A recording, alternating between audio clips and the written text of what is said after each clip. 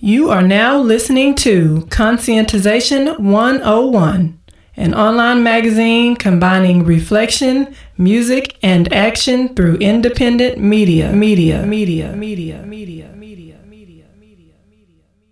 think that the only way that we're going to realize freedom, justice, equality, decent living for people is if there's a complete change. Everything has got to be turned around, and that's a revolution. It's a revolution.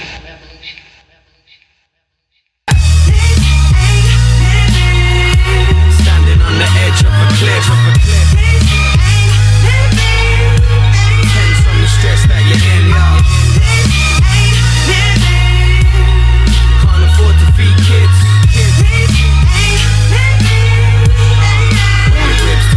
See, I'm not here to be dictated to. I'm here to raise the roof. I act on feelings, fighting demons for the sake of truth. Right now we're living proof that human beings very few want to break away for sake of change. Too many full of fools. See, this it saddens me. Not only poverty, but lack of education and the slave was quite astonishing. Be who you wanna be, not what they show you. Heart controlling all my people, change their minds to think of evil. Nah, I ain't having it. It's so damaging, distracting and dehumanizing. People rushing, panicking, never feeling good enough. Learn about your history, understand the reasons how you think and act. Fact, yeah, that is your mystery. You're very beautiful and every single one of us, our time on earth is critical. So let's slow it down so I can tell you about how we're all magnificent and we should all be wearing crowns. Got the mind to do anything, can conquer any challenges. They tried to hold us down, but they can't stop us now. Got the mind to do anything, can conquer any challenges. They tried to hold us down, but they can't stop us now.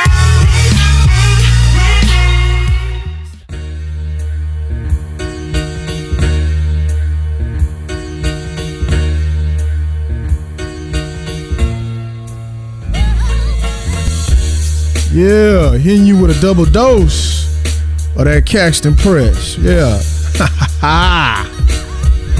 And that sister you heard before you heard Caxton Press, that sister was none other than Assata Shakur. Y'all look her up. She talking about revolution. She lived that life.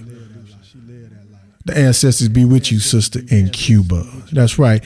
Speaking of Cuba and Latin America, we have a great show for you in store today. It's been a long time coming. I am your host on Conscientization 101's podcast, James Stone, in here with my co-editor, Zari Sundiata. Yes, and we are going to be reporting today about our sojourn, our grassroots sojourn into Venezuela in 2013. In June 2013, we had the opportunity of a lifetime to go to Venezuela and stay for 10 days. It was a very, very, very, say the least, Venezuela at the time we went was kind of like in a watershed event moment, right? Because President Chavez had just passed away, and the country was dealing with that, and we was wondering what it would be like after President Chavez passed away. So some of you might be saying to yourself, well, why the hell would you African Americans, see, I don't like that. You call me an African American, you calling me the slave and the slave master. I'm an African in America, but I ain't got time to go into that. Well, actually I do, but you might be saying to yourself, why are these Africans, why are they sojourning into Venezuela? Isn't Chavez a dictator? So, Zari, why don't you tell the people why it is actually, you know what I'm saying, we wanted to check out Venezuela? Well, yeah, we can talk about that because not the main reason, but we wanted to go to Venezuela because of all the lies, and the authorities, dubbed as they, always like to tell you not to go to Venezuela. And as Africans, we need to see things for ourselves because we can't believe those lies. And we had the opportunity, and we said that this is a good place to go right now to actually see with our own eyes how, and be there, how things have changed and what the real deal was in Venezuela. So, we also wanted to see, because the so-called American left says that Venezuela is so revolutionary, but the reality is always different for Africans and indigenous people. So we wanted to see that. We just had done a lot of research. We read a lot of books, some of which we can name now. Yeah, we'll go ahead and name some of them books now. We didn't just spin a map on a globe, take a globe and spin it. And right, go, it wasn't just random. Just spin it and say, oh, we want to go here because, some of the, we had read Eduardo Galeano's Open Veins of Latin America. We read Venezuela Speaks, Voices from the Grassroots, or by PM Press. We also read Afro Latin America 1800 to 2000 by George Reed Andrews. And also read Changing Venezuela by Taking Power by Gregory Wilper. All these books are linked in our library, so if you want to check them out, get them, go to our library, just do a search and you can find the books. Now, I want to reiterate something that Zari, pick up on something Zari said about why we did go to Venezuela. I want to say something about African people in the Americas. Right, and African people in particular in the empire, as you find us in the empire, I would say, without a doubt, we are the most underdeveloped people in the United States in terms of that. The empire does a great job in propagandizing us and telling us where not to go and who our enemies are. They have, and I'm gonna let out another secret. The vast majority of African people in the United States that you call Black Americans, right? They don't even get to travel outside their hood usually. So the world becomes their hood and what they see on TV, right? So, and this goes also for them bougie Negroes with the good job. They think they know everything. They're like Mr. and Mrs. Go USA, right? But they don't know shit about how USA was founded, right? So we want to go to Venezuela, right? The first thing people would tell us, you know what I'm saying? Well, first of all, this response is different from depending on who you talk to. The first thing we heard from African people, see, that's the thing. African people will say they Black Americans and stuff like that, or Americans if they really mixed up and shit, amongst their white friends, right? But then when the white folks leave, this is how it go down. They start talking at you. They start talking that truth. They leave all that pretense of we all American, and they start talking about, don't do that. Them white folks ain't gonna let you do that. Them white folks didn't let Obama do that. That's why he said he had to shoot a nigga. Them white folks ain't gonna let you do that. Then they become like scary nationalist Negroes or something. And the first thing they said to us, why you want to go down there? There ain't no Black people down there. And I'm like, wow, first of all, where is Venezuela? Venezuela is in the Caribbean. Don't you understand? If you understood the history of your people didn't start in Mississippi on a plantation, you would understand they dropped this, the Americas that we are referred to as Latin America was the America they discovered. That was what Columbus, quote unquote, discovered. So since he quote unquote discovered that's where we first got dropped off. And we got dropped off in the Caribbean, in these coastal regions. That's why in Brazil, in the northeastern Brazil, like where the coast is right there, up in Venezuela, that's where a lot of it. So it's a big ass African population in Venezuela, right? Again, that propaganda that blackness is only in the United States of America. This is what they taught us. That Black people are in Haiti, we don't know how they got there. And Black people in Jamaica and Africa. And we don't know how they got to Jamaica either. We don't know how they got to Jamaica, Africa either. Actually, we're indigenous to Jamaica. They'll tell you they'll tell you Black people are from Jamaica and Black people are from Haiti. There's no history of slavery except in the United States. So I want to tell y'all, when y'all deal with Africans that come from the United States, if they are not conscious of themselves as African people and see themselves as African American, I'm going to tell some of our conscious Africans throughout the world, be patient with some of them Negroes until they piss you off and then go upside their head. Because you got to understand something. We've been brainwashed, right? Yes, very much so. And then after that, white people were like, white people always want to know your business, right? So where are you going? So where are you going? So you take off work. Where are you going? I'm going to Venezuela. This is funny. This is what white people say. Don't you know they kill Americans? They don't like Americans down there. You gotta be careful. You gotta be careful.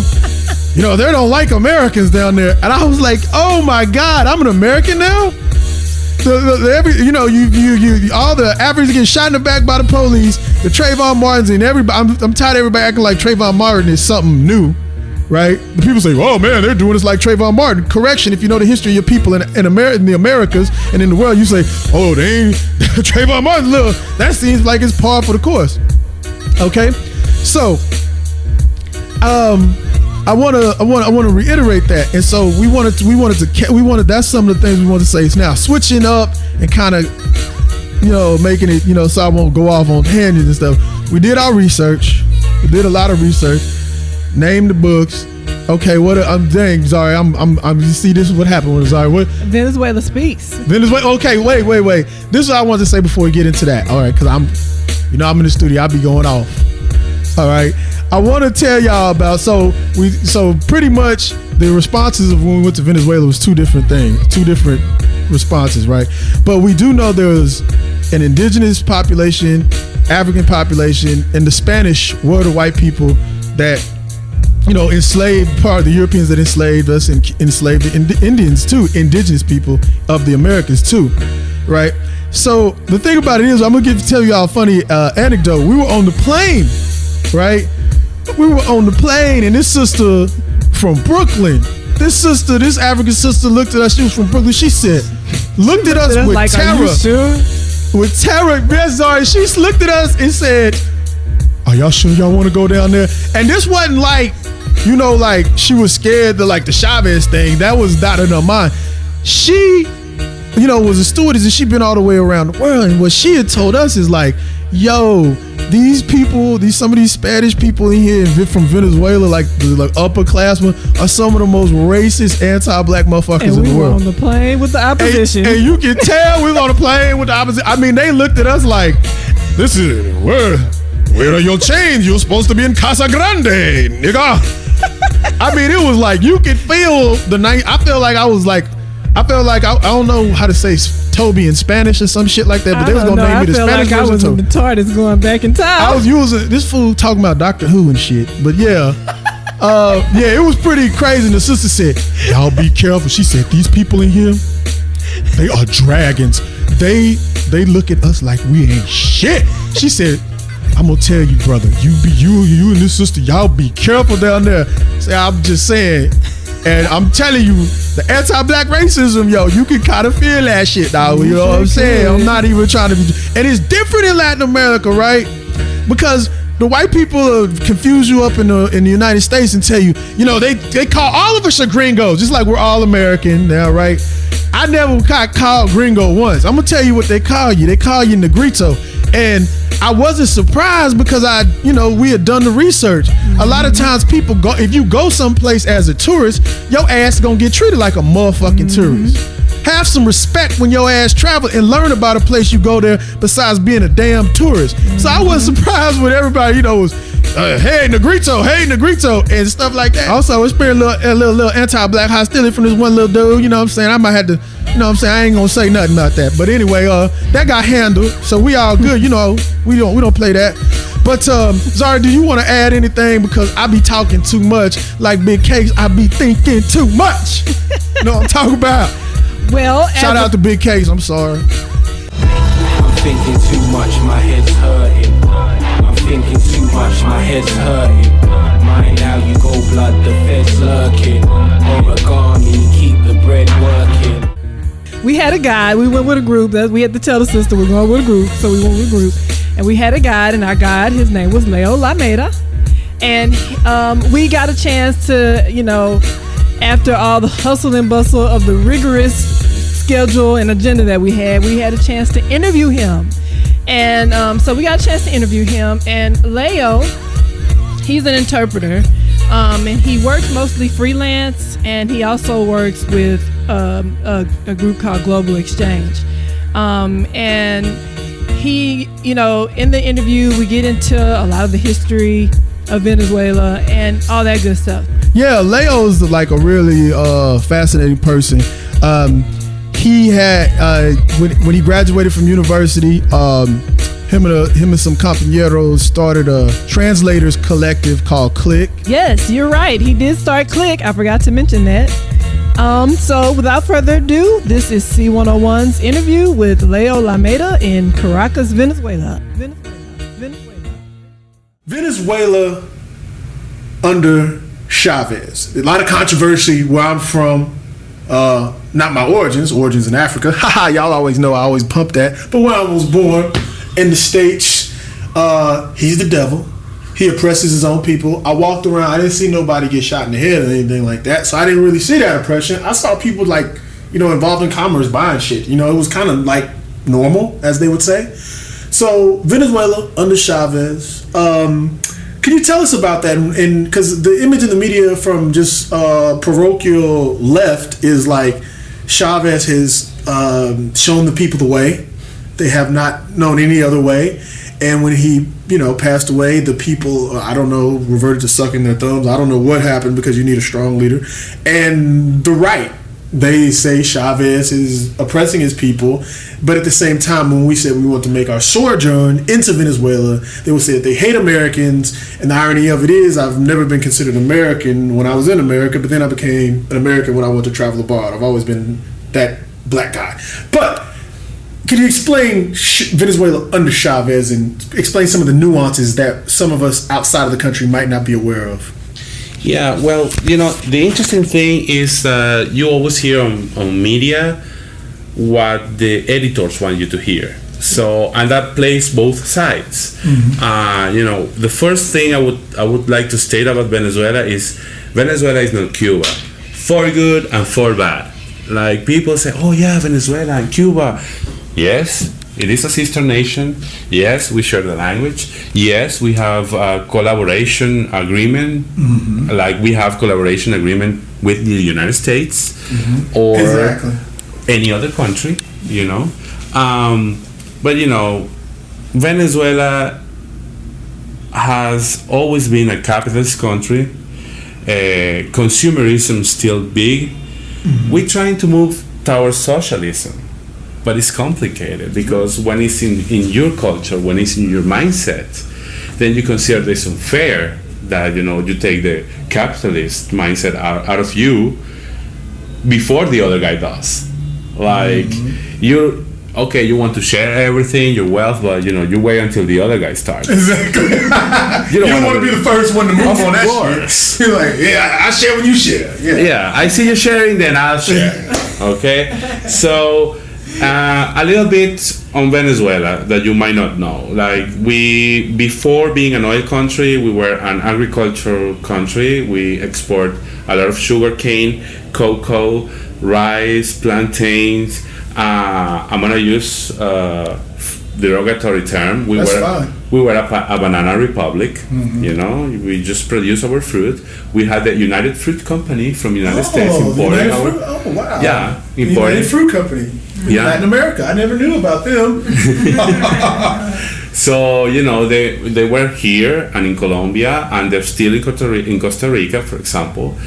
But then we discovered what people call here, first time they saw it coming out of the soil, they call it the devil's dirt. Mm. Something that smelled really bad, mm-hmm. and it's called oil, And that was the beginning of the 20th century. So...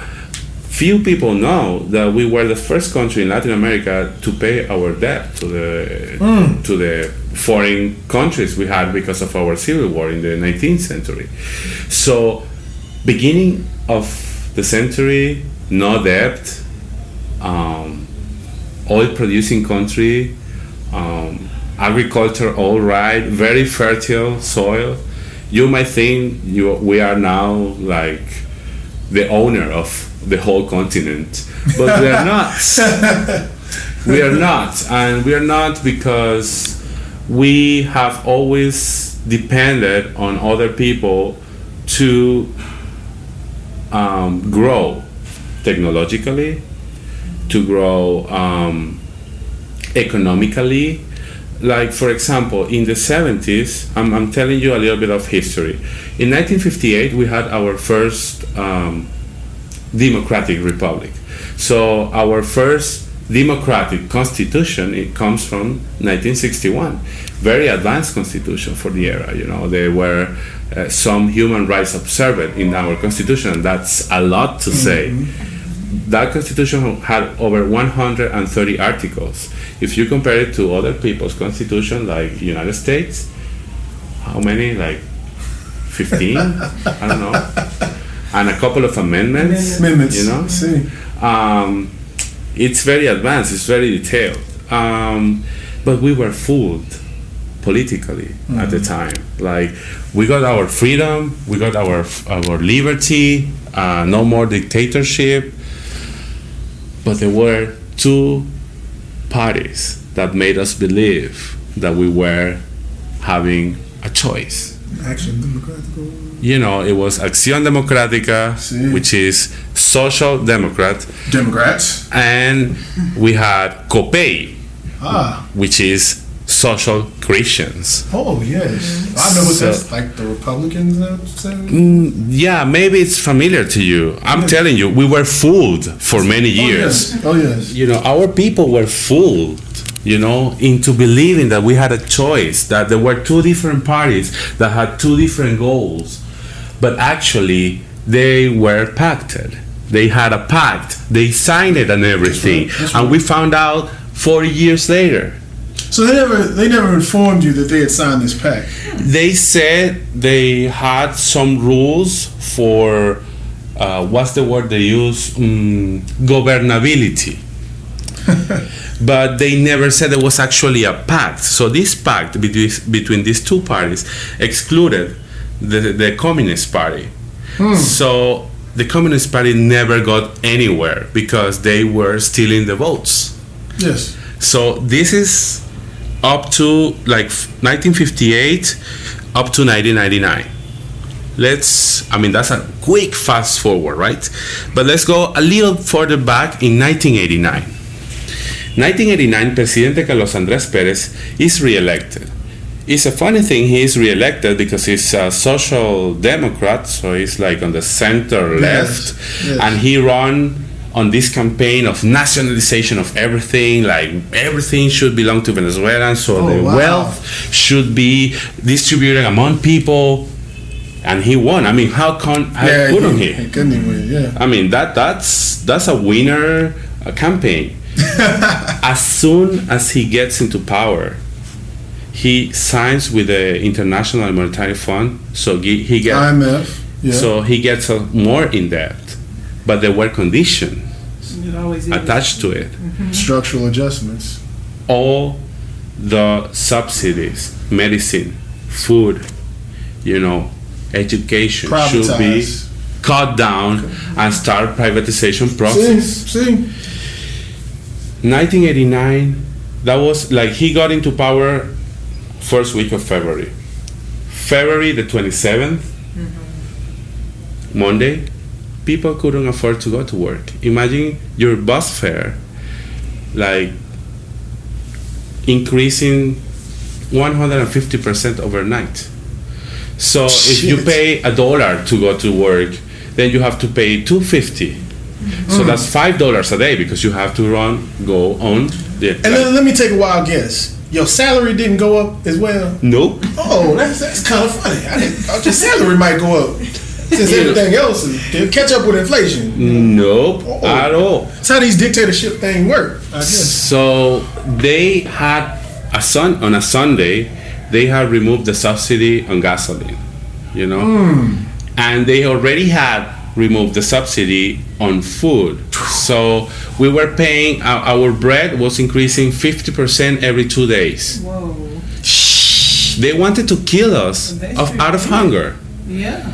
People couldn't resist, and we were the Caracazo happened. Caracazo, you can translate into the Caracas explosion, the Caracas boom. That was what Oliver Stone started off his movie in south of the border. I believe it was so. When it was in the streets and people were just up, Yeah, doing, yeah. Okay. And people were, they were not stealing, man. They were just taking what theirs. All the work. Everything belonged to them, and they weren't going to starve peacefully like they wanted them to. Yeah, and then a lot of people say, "Oh yeah, the anti-globalization flags were risen for the first time in Seattle, 1999." Yeah. I mean, that was important, but we started with no leadership, with no politician saying we should. actually with every politician saying we shouldn't. We started it. We rioted and looted for 2 days. Then the government responded as any sensible government would do. They sent the military. Over 700 people got killed in less than 5 days. Sounds like some government, a proper government response, doesn't it? Yes. I mean, they have to keep what is the word? Governability? Yes. I mean, so. Well, we say, in the States, they say law and order. You have to keep law and order. Okay. Of course. There you go. Okay. There were public disorder. There you go. So you have to avoid the public disorder. Right. See? Because public disorder is not good. It's not good. So when that happened, man, a lot of people were upset. They decided to take our constitutional rights. There was no rule of law for over a month. There were curfews. People couldn't go to the streets, not even kids after 6 p.m. People could not be seen on the streets on groups of over 3 people. And I'm talking on a sister nation on the same continent that the United States is in 1989 when communications were stable enough to learn about it. You didn't hear about it, but you heard about China and the Tiananmen Square. That was all over the news. And it was really bad because, people got killed and everything, but they were, these communists. Instead of this guy, he was very friendly to his friend president George Bush Sr. Yep. So he had a very rough start. He started his government with this like social explosion, military on the streets, no food in the country because everything was looted. Then we move a little bit further, and February the 4th, 1992, there's a coup d'etat. A group of military men decided to oust this man that was trying to starve us to death. They failed. I mean, long story short, they were supposed to take the palace, but our tanks were in such poor conditions that they couldn't go through a wooden door, so they couldn't take the palace. President Perez managed to escape. Boom. He gets caught. This guy asked for 1 minute on TV to tell his comrades to put down the guns because, otherwise they would go on and on. And, he wanted to spare us a bloodshed, right? So this guy, whose name is Hugo, might have heard of him. And his last name is Chávez, comes into the political arena in the wrong way, like a coup d'etat. Like that's very difficult. You recover from that. But then magic happens. He has 38 seconds of TV exposure in which he asks his fellow military men to put down the guns, and he said, the objectives for now cannot be met. Let's wait until we have better conditions, and that was it. That for now became a symbol. That for now became hope. That for now you started seeing everywhere, like people would graffiti the walls, even the palace, and it said for now. Like V for Vendetta, I heard you. It was like the V for Vendetta for the movie. Imagine for now instead of the V. Right. So he also took full responsibility. He said, "It's all my fault. I take full responsibility." Was he really a politician? Because politicians don't take full responsibility. Who was this guy? And this guy that's the point. Like, you are seeing a guy on TV saying, "Yeah, it's my fault. I take the blame." Right. We have never seen that from politicians before. So people actually liked the guy. Like, you have Halloween, right? See. Where little kids, get some candy, teeth fall out the head. And they have to, they choose the hero they want to be, Superman, whatever. People during those years, they disguised as Chavez, little military men, with red berets. That's different. Like, there was no popular condemnation of what he did. Actually, people thought he was right. Mierda! América Latina, a la América décima morir al carajo. Váyanse al carajo, yanquis de mierda, que aquí hay un pueblo digno. Aquí hay un pueblo digno, yanquis de mierda. Váyanse al carajo 100 veces. Aquí estamos, los hijos de Bolívar, los hijos de Guaycaipuro, los hijos de Tupac Amaru.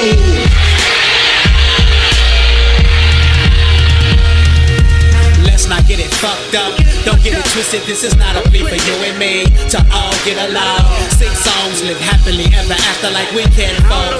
Ballers occupy Wall Street, ain't existed till disaster hit Charles Street.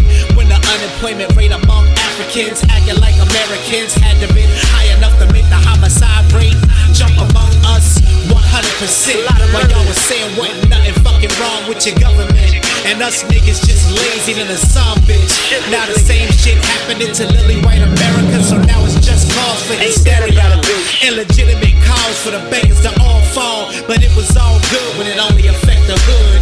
I wish a nigga would. You know what? You should thank ya. You should thank robbers and barons and bankers, all the robbers, barons, and politicians, bankers, bootleggers and politicians, gangsters, bootleggers, to the beautiful acts of genocide, for all the murder they this shit committed, the greatest country on to earth, make this country what it is. created the land of the free, That's what created this made it the home of the brave. And now, And now zombies wanna occupy Wall Street.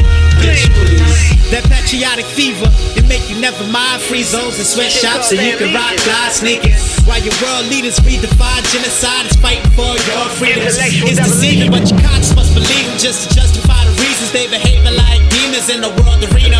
Just to live in my iPhone 5 on time, never mind black lives being mangled for your opulence. Mass murder and oppression on the continent because you worship the consensus that result from it. I'm just talking shit, don't trip. I think I can save the world. Just a little help. Join a movement that requires that you lose yourself. Now distribute all your wealth amongst the poor and needy. Here's an AK-47 aiming at the greedy.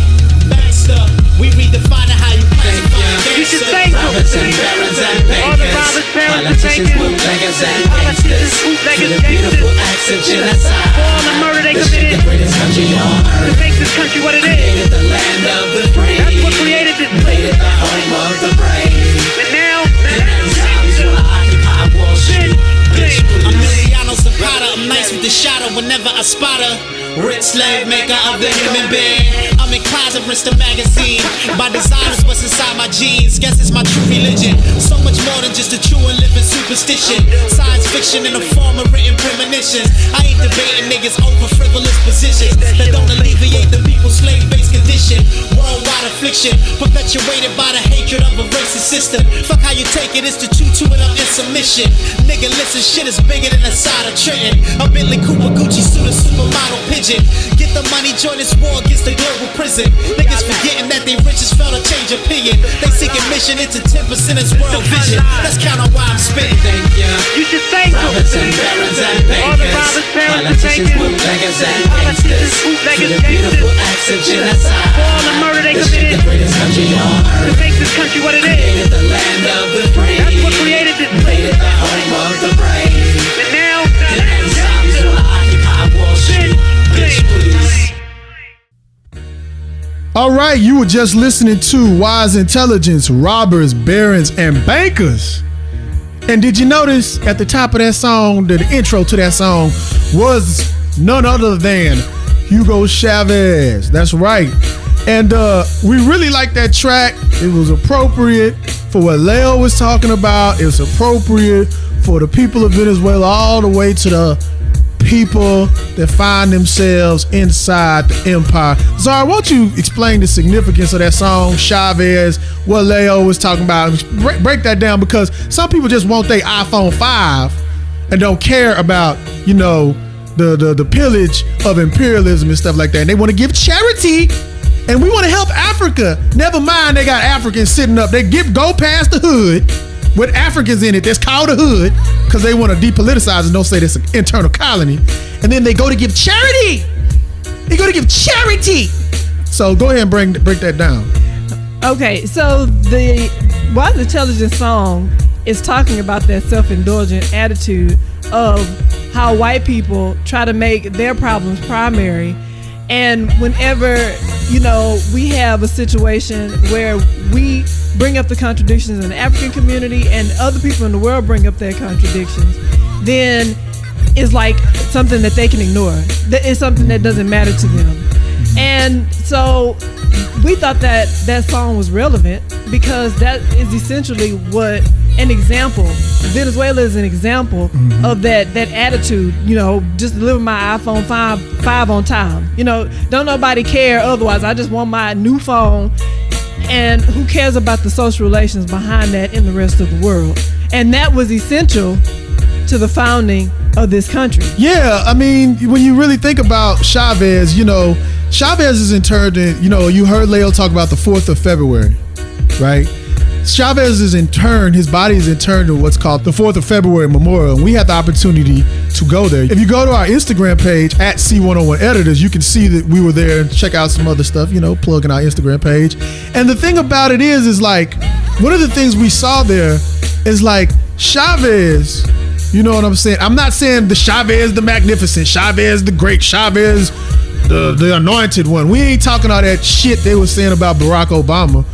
This is a democratic society, but nobody know what neoliberalism is and shit. I go to a man on the corner or a sister on the corner in Venezuela. They know what neoliberalism is. Yes, they do. They ain't got they know what a structural adjustment is. I went up and asked somebody what a structural adjustment is. They saying, somebody gonna take out my weave. I was like, oh, sister, please, come on now. But now, my point is this. Zara, you remember we was at the 4th of February Memorial? Yes. We was there, and we saw the real, you could feel the people. That wasn't a dear leader. They were like, oh my God, we've lost our dear leader. That was a compañero. Yeah, they lost a comrade. They lost a comrade in the struggle against imperialism, because Chavez represents, when our wise intelligent was talking about, us niggas just lazy in the summer, bitch, when we getting killed and they didn't want to talk about nothing, then when you getting killed and you see Occupy Wall Street, we see the fact that our ability to go on vacation and have an iPhone 5 is being jeopardized by bankers. I'm falling out of the middle class. We falling out of the middle class. Oh, poor you, baby. Yeah, we crying for you. And the thing about it is, Chavez represents in Venezuela those people in society that are at the bottom. Yep. Los Negros, Africanos, and the Indians. All oppressed people, but those are at the bottom in all settler colonial societies of the Americas. And he represented that. That's why the opposition, whenever you look at their media, they always referring to Chavez as a dirty monkey. Mm-hmm. Now, you Africans, you know what that shit means, bananas in his hands. Mm-hmm. So the point is, wise intelligent in the brilliance of putting that song together, Chavez, the reason Chavez had such a problem, and we can get into some contradictions of calling it the Bolivarian government, you know what I'm saying, as opposed to naming it after an African or an indigenous person. But the thing about Chavez is seen as somebody who comes out of the lowest rings of Venezuelan society. He is not connected to the elite, and he didn't try to present himself that way. That's why when Leo describing that shit, people were starving. What is the first thing he said? They put a curfew on them. Surprise, surprise. Look at Ferguson, Missouri. It's Ferguson, Missouri, right? Missouri, yep. Where they shot that African. Yep, they shot that African child. Yep. First thing they did, they want to put a curfew on. And they put it in the African community because they did not make these white folk go inside. Exactly. So you see how these regimes that are supported by the U.S., when they want to starve people out, when they want a quote-unquote peace, when they talking about peace, they talking about peace on the plantation. Mm-hmm. When you hear a self-serving anti-war movement say, we just want peace, what they mean is they want their Christmas trees to come again. They want niggas to starve in the hood. That's their fault. That's their fault. They're lazy. They're not like the Africans in Africa who are starving. I know we stole everything from them, and we borrowed them from everything. But you need to pull yourself up. And the thing about it is, Chavez is seen as that person that in terms of the people of Venezuela are seen as, are seen as subjects of history as opposed to being relegated to object of history for people to misuse them. And that's the problem. And that's the thing people don't really realize. When Kwame Ture said, we want black power, right? People say, oh, you want black power? That means you want to kill white people. Now, you see that? When we say, the problem is African people and other people in formerly in underdeveloped parts of the world, when they say they want power, they want self-determination, the first thing the empire says is, you want to kill white people, or, you hate Americans. Because all they know is destruction. They can't understand no other way. All right, Zara's looking at me, she's saying, skim in it. Still keeping it moving. She's saying, James, keep it moving. So, without further ado, we're going to get back into our interview with Leo Lameda. Oh, yeah, I forgot to mention, Leo Lameda also helped with that book, Venezuela Speaks. They give him a shout out in the book from PM Press that we read. So, sorry, I just want to add that. I'm out. Back to the interview. Some institutionalization of the revolution, aka reformism, along with bureaucracy, started damaging, the Chavista process. Housing mission started a couple years ago. A lot of houses have been built ever since, but before that, no houses were built effectively. Like, money were lost, like they started a project, never finished. So that is a big problem. It's still a big problem. Corruption is a big problem in the country. These changes that happen and people trying to defend it, not only materialistically, because, I have something I can feel, I can see that I never had before. I don't want to let it go. But also ideologically, we never had the right to be educated, even though it was in our constitution, and now we do have the right to be educated. So how the people were like really willing to give their lives, for a process like this.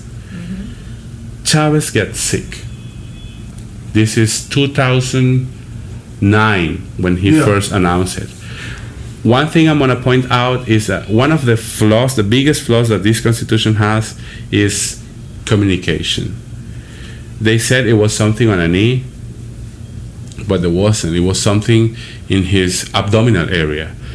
And that's all we got. Like, nowadays, he's dead, and all I can tell you is that he died of a cancer on an abdominal area. Right.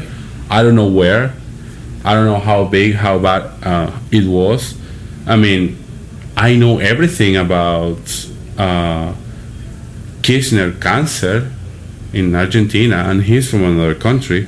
I know everything about Lula's cancer, and he's from another country. I even learned about the Queen.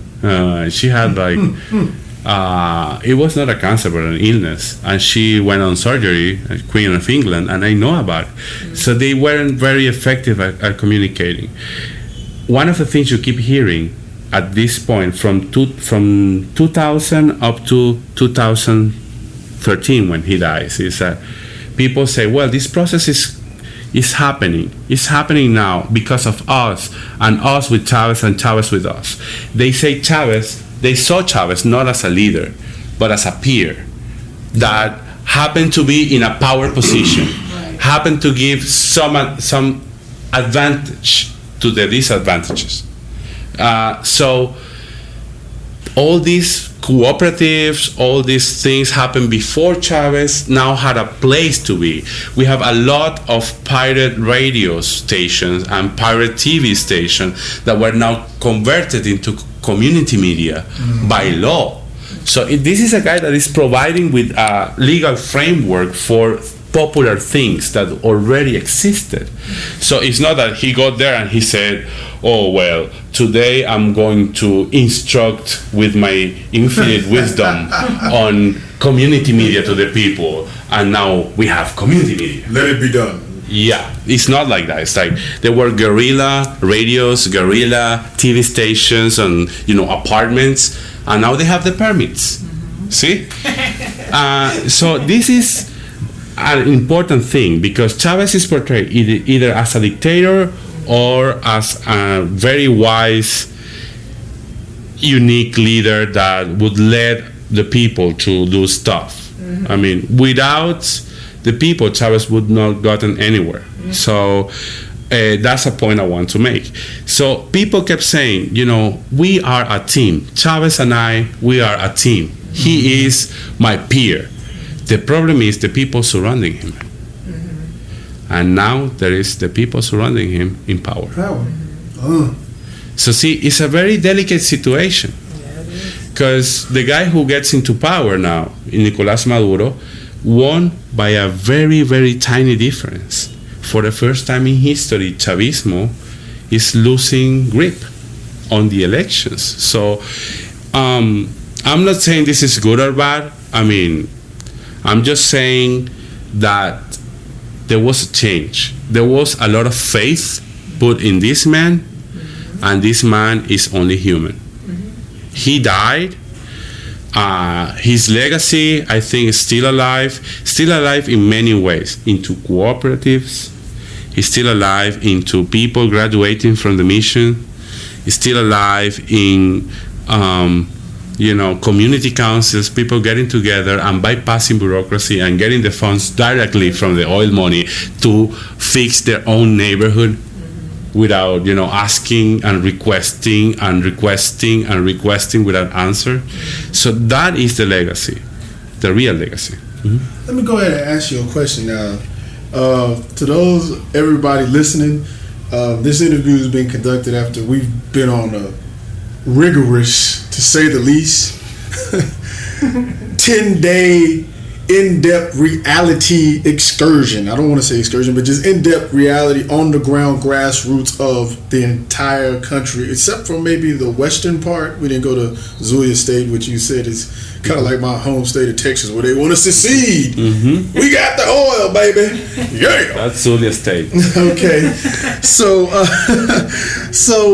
one of the things that was brought to my attention, and I'm glad you said the feeling of the people is saying that Chavez is our peer, because in the book Venezuela Speaks, which they actually give a shout out to Leo in the book. Oh my God, how did I meet him? Is this like destiny? I think so. Anyway, the thing about it is, one of the things people talk about, that whole point of like, he's our peer. So when you read that book, it's even different from people who report on, like I'd say from left wing in the States, saying that it's like you said, Chavez says, I will instruct the people. Yeah. Oh, we love you. No, the whole vibe of the book is like, yeah, Chavez, some people around him messing up, man, but we gonna hold him accountable. You know what I'm saying? Because we don't play that shit. That's pretty much the whole vibe of the people. The people don't play. Now, when you done took us from far and wide into Caracas. We done been dancing salsa in Caracas. We went to the beach in Caracas. We went all over. We went to the countryside. One of the two things that is really striking from somebody such as myself, who does come from the United States, is that with all the oil money, everything here, and one of the things you still see the poverty. Even with Chavez, you still see the poverty, and you also see some of the inconsistencies of how some of the Mercal food or missions are applied. What I want to ask you is like, well, we know that it's a process, and I always want to keep that in mind when we were touring around. It's a process. This has been going on for like almost a century, so it's not going to change like overnight, right? The thing about it is, what is in general are the people, and one of the main issues, I'm sorry I forgot to mention, is food insecurity. Food insecurity is a big issue. This is an oil producing country, and they're importing food, but this has a tropical climate. You can get, I mean, I was walking around, saw mangoes on the ground. I ain't never seen no mango like that in my life. Some juicy mangoes. So I guess my real point is, with everything that the Chavez government, under Chavez is trying to loosen up those bureaucratic ties has done, how now that Chavez is gone, what is the vibe, what is the general feel of the people? What do you feel that people need to do to one, eradicate this food insecurity? You still got the U.S., the empire looking down on y'all, right? Also, I mean, how much of it do you think do the people know that it might have been the people around him have now taken control, and it could possibly revert back to something what you were talking about earlier as a pact? You know what I'm saying? An unwritten pact. Do you feel that people are suspicious of a Maduro might sign a pact? Or go ahead. Yeah, Maduro is the president that is elected. One of the first things he does, he start meetings with the business people again. Don't get me wrong. I don't think it's bad, totally bad, because Chavez not willing to talk to them caused a lot of unnecessary friction, with the business people. I heard from one of the speakers in our experience, Didi. She said, "Well, oil is both a gift and a curse." And I think it is actually. Like, we were unable to keep the other parts of the economy running because we have oil. We suffered something between the 60s up to the late 90s called the campesino exodus.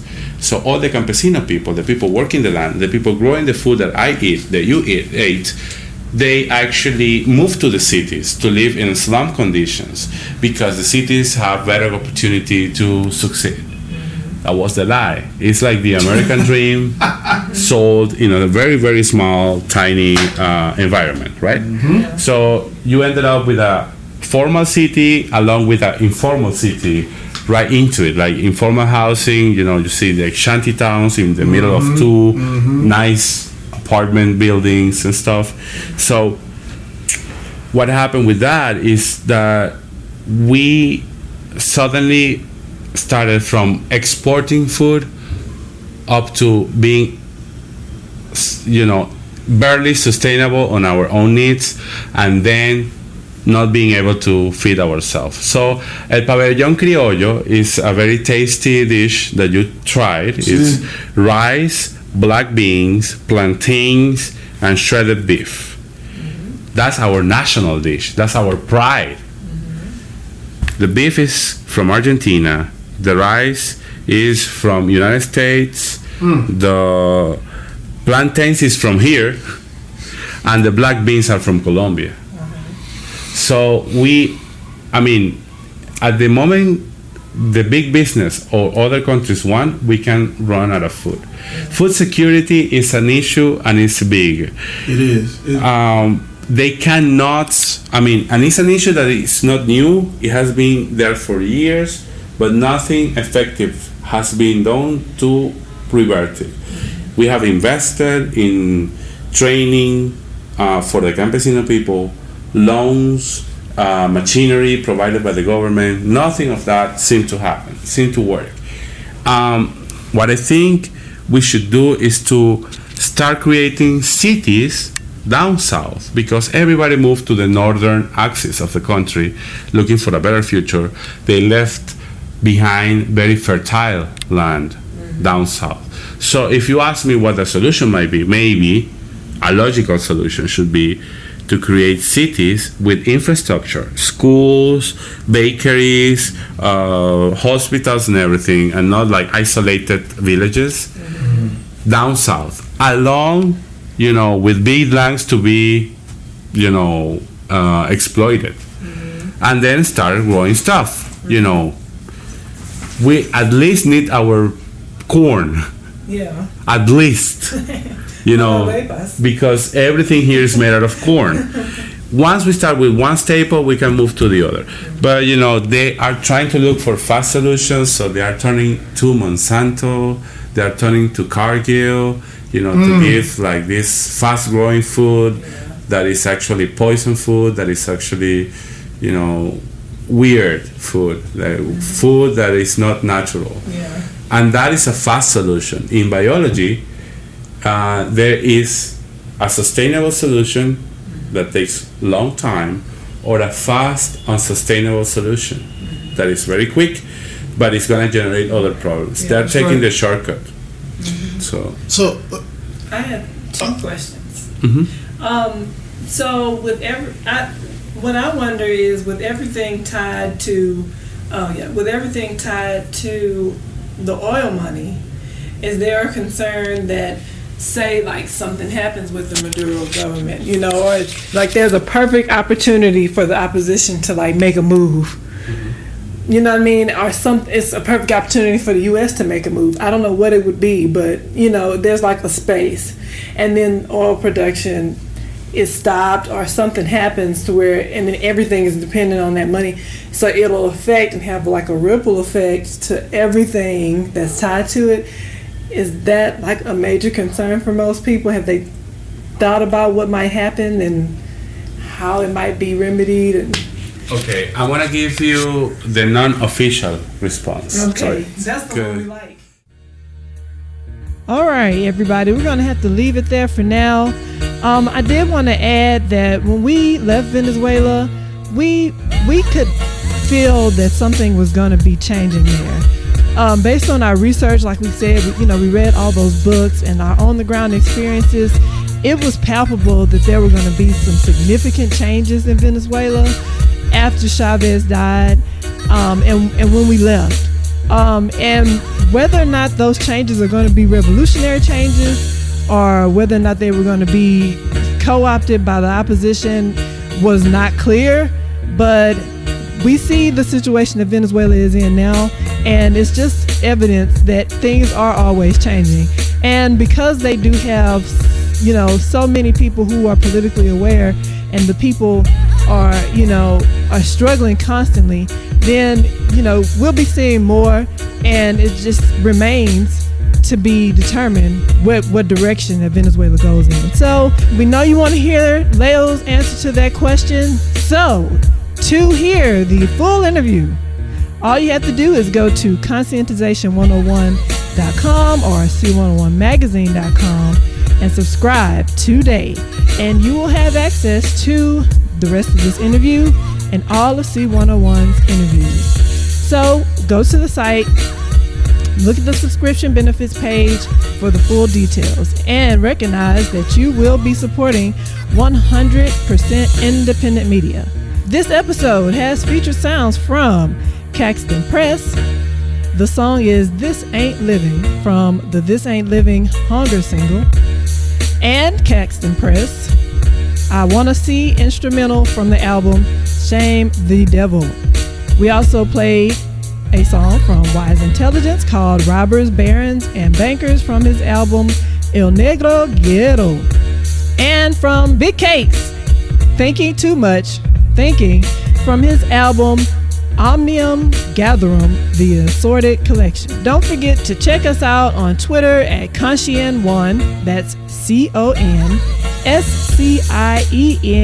the number 1, on Facebook at Conscientization101, and Instagram at C101 Editors. And you will hear from us next time. Because the capitalist system has cut off our history, they think that we have no history. They really think that our history began in slavery. If you will look at all textbooks in this country, even on the college level, history textbooks, there's nothing said about Africa in these textbooks at all. I mean, Africa is just left out, like it doesn't exist at all, just like our history. As most Africans who do not take time as a conscious people to come to understand their history, in fact begin their history when the white man came and discovered us as slaves. Certainly the indigenous people of this country think that their history began with Columbus, they would be in serious trouble. They who properly know their history know that the indigenous people of this country raised civilizations, the heights of which European powers have not yet arrived at. Consequently, these people have this to hold on to, and they know as long as they hold on to it and fight, they will come back to the grandeur that was once theirs. No people can begin their history in slavery. No people. God has never created anybody in slavery. All people are first created free, then they are enslaved. So that any African beginning their history in the United States of America is a stupid African beginning their history in slavery. And if you begin your history in slavery, the best you can hope to be is a good slave. Indeed, if you begin your origins in slavery, where's the inspiration to fight? A people who were enslaved must know at one time they were free. It is only when they know at one time they were free that they will be motivated by the responsibility which history imposes upon them to struggle to be free again.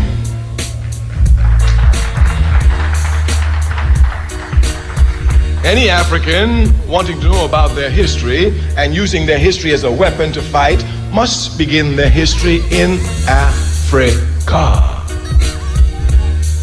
There's no other place. It was only in Africa that we were free.